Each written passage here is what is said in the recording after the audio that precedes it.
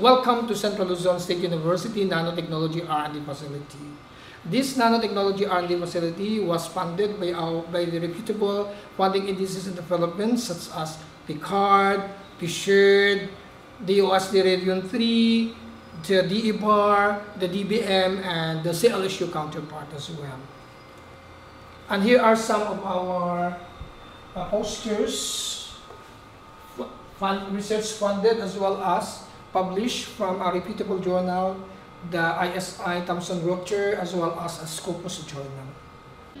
Our research entitled Development of Cost-Effective Nano-Zeolite Silica Composite for the Removal of Pollutants in Aquaculture. First, the raw material that we have is the rice hull and also the carbonized rice hull from, or known as the bottom ash from the power plant. And then this is our undried, finished product undried nano-silica, and this is the finished product nano-silica. Further, the counterpart of the nano-silica is the zeolite, the nano-zeolite.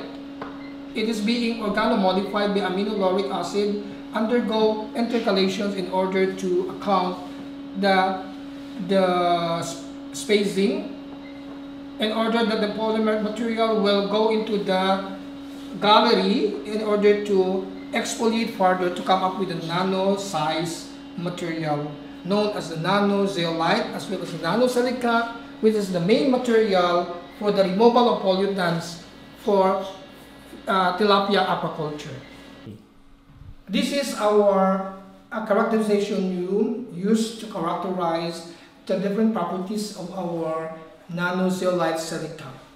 This is the BET used to measure the surface area and pore size distribution of the zeolite, nano-zeolite, as well as the nano-silica, as well as the nanocomposites of the two components.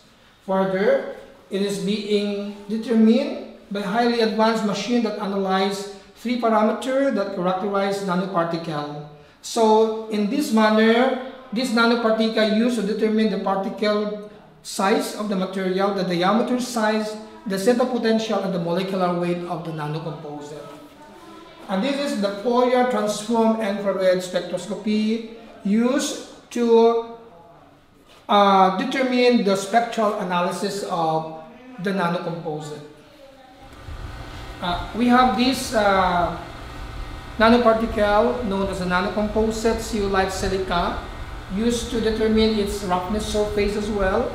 And in this image is a standard image prior to analysis. This is known as the atomic force microscopy. Further, the surface morphology is being determined here, as well as the EDX.